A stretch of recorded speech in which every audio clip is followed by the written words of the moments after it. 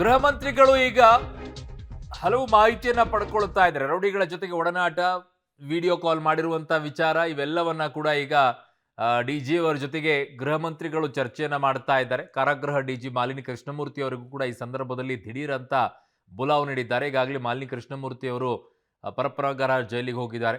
So ವಿವಾದದ ಬಗ್ಗೆ ಇಬ್ಬರಿಂದಲೂ ಕೂಡ ಸಮಗ್ರ ಮಾಹಿತಿಯನ್ನ ಈಗ ಪಡೆದುಕೊಳ್ತಾ ಇದ್ದಾರೆ. ನನ್ನ ಸಹೋದ್ಯೋಗಿ ಈಗ ರವೀಶ್ ನನ್ನ ಸಂಪರ್ಕಕ್ಕೆ ಸಿಗ್ತಾ ಇದ್ದಾರೆ, ಪೊಲಿಟಿಕಲ್ ಬ್ಯೂರೋ ಹೆಡ್. ರವೀಶ್, ಈಗ ಒಂದು ಕಡೆಗೆ ಮುಖ್ಯಮಂತ್ರಿಗಳ ಆದೇಶವನ್ನ ಕೊಡ್ತಾ ಇದ್ದಾರೆ, ಸೂಚನೆಯನ್ನ ಕೊಡ್ತಾ ಇದ್ದಾರೆ ಇವ್ರನ್ನ ಸ್ಥಳಾಂತರ ಮಾಡಿ ಅಂತ. ಇನ್ನೊಂದು ಕಡೆಗೆ ಈಗ ಗೃಹ ಮಂತ್ರಿಗಳು ಬಹಳ ಸೀರಿಯಸ್ ಆಗಿ ಈ ಮ್ಯಾಟರ್ ಅನ್ನ ತೆಗೆದುಕೊಳ್ಬೇಕಾಗಿತ್ತು, ತಗೊಂಡಿದ್ದಾರೆ.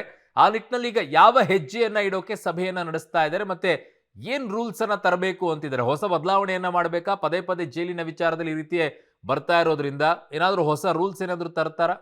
ಅರುಣ್, ಪ್ರಮುಖವಾಗಿರ್ತಕ್ಕಂಥದ್ದು ಜೈಲು ಸುಧಾರಣೆ ಮಾತು ಈಗಿನಿಂದಲ್ಲ, ಮೊದಲಿಂದಲೂ ಕೂಡ ಎಲ್ಲಾ ಸರ್ಕಾರಗಳ ಸಂದರ್ಭದಲ್ಲೂ ಕೂಡ ಜೈಲು ಸುಧಾರಣೆ ಆಗಬೇಕು ಅನ್ನೋದ್ರ ಬಗ್ಗೆ ದೊಡ್ಡ ಮಾತುಗಳನ್ನು ಕೂಡ ಆಡ್ತಾ ಇದ್ರು. ಅದನ್ನು ಸರಿಪಡಿಸ್ತೀವಿ ಅಂತ ಕೆಲಸವನ್ನು ಕೂಡ ಮಾಡ್ತೀವಿ ಅಂತ ಹೇಳ್ತಾ ಇದ್ರು. ಜೊತೆಗೆ ಆ ಒಂದು ಸುಧಾರಣೆ ಬಗ್ಗೆ ಬೇರೆ ಬೇರೆ ರೀತಿಯ ತಂಡಗಳನ್ನು ರಚನೆ ಮಾಡಿ ಆ ಒಂದು ಸಮಿತಿಯನ್ನು ಕೂಡ ರಚನೆ ಮಾಡಿ ವರದಿಯನ್ನು ಕೂಡ ಕೊಟ್ಟಾಗಿದೆ. ಆದರೂ ಯಾವುದೇ ರೀತಿಯ ಪ್ರಯೋಜನಕ್ಕೆ ಬಂದಿಲ್ಲ. ಆದರೆ ಪ್ರಮುಖವಾಗಿರ್ತಕ್ಕಂಥದ್ದು ಸರ್ಕಾರದ ಮುಂದೆ ಎರಡು ಈಗ ಗಂಭೀರವಾಗಿರ್ತಕ್ಕಂಥ ಪ್ರಕರಣಗಳು ಇರ್ತಕ್ಕಂಥದ್ದು. VVIP ಟ್ರೀಟ್ಮೆಂಟ್ ಕೊಟ್ಟಿರ್ತಕ್ಕಂಥದ್ದು ಮತ್ತೆ ಪಡೆದಿರ್ತಕ್ಕಂಥದ್ದು ವಿಚಾರದಲ್ಲಿ ಯಾವ ನಡೆಯನ್ನು ತೆಗೆದುಕೊಳ್ಬೇಕು ಅನ್ನೋದು. ಜೊತೆಗೆ ಜೈಲನ್ನ ಮತ್ತಷ್ಟು ಒಂದು ರೀತಿಯಲ್ಲಿ ಸ್ಟ್ರಿಕ್ಟ್ ಆಗಿ ಮಾಡಬೇಕಾಗುತ್ತೆ. ಹಾಗಾಗಿ ಯಾವ ಹಂತದ ಅಧಿಕಾರಿಗಳ ಒಂದು ತಲೆದಂಡ ಮಾಡಬೇಕು ಅಂತ. ಯಾಕಂದ್ರೆ ಈಗ 7 ಮಂದಿಯನ್ನು ಮಾಡಿರ್ತಕ್ಕಂಥದ್ದು ಕೆಳ ಹಂತದ ಅಧಿಕಾರಿಗಳು. ಆಗ ಅದಕ್ಕಿಂತ ಮೇಲೆ ಜೈಲು ಸೂಪರ್ಡೆಂಟ್ ಇರ್ತಾರೆ, ASP ಇರ್ತಾರೆ, DG ಇರ್ತಾರೆ. ಇವೆಲ್ಲರೂ ಕೂಡ ಒಂದು ರೀತಿಯಲ್ಲಿ ಅವ್ರನ್ನು ಕೂಡ ವಿಚಾರಣೆಗೆ ಒಳಪಡಿಸಬೇಕಾಗುತ್ತೆ. ಹಾಗಾಗಿ ಈ 2 ಹಂತದ ಚರ್ಚೆಗಳಲ್ಲಿ ಸರ್ಕಾರ ಗಂಭೀರವಾಗಿ ಒಂದು ರೀತಿಯಲ್ಲಿ ಚರ್ಚೆ ಮಾಡ್ತಾ ಇದೆ.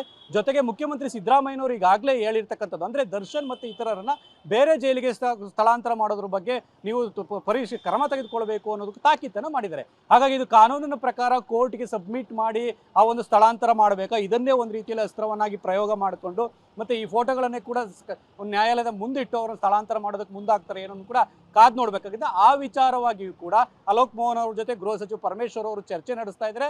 ಜೊತೆಗೆ ಕಾರಾಗೃಹದ DG ಕೂಡ ಈಗಾಗಲೇ ಬುಲಾವ್ ಕೊಟ್ಟಿರ್ತಕ್ಕಂಥದ್ದು, ಅವರನ್ನು ಕೂಡ ಕರೆದು ತದನಂತರ ಮತ್ತಷ್ಟು ಕ್ರಮಗಳನ್ನು ತೆಗೆದುಕೊಳ್ಳುವಂತ ಸಾಧ್ಯತೆ ಇದೆ.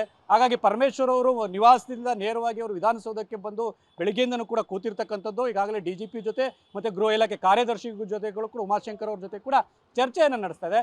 ಅದಾದ ಬಳಿಕ ಸರ್ಕಾರ ಒಂದು ಮಹತ್ವದ ನಿರ್ಧಾರ ತೆಗೆದುಕೊಳ್ಳುವಂತ ಸಾಧ್ಯತೆ ಇದೆ. ಓಕೆ ರವೀಶ್, ನಿಮ್ಮೆಲ್ಲ ಮಾಹಿತಿಗೆ ಧನ್ಯವಾದಗಳು.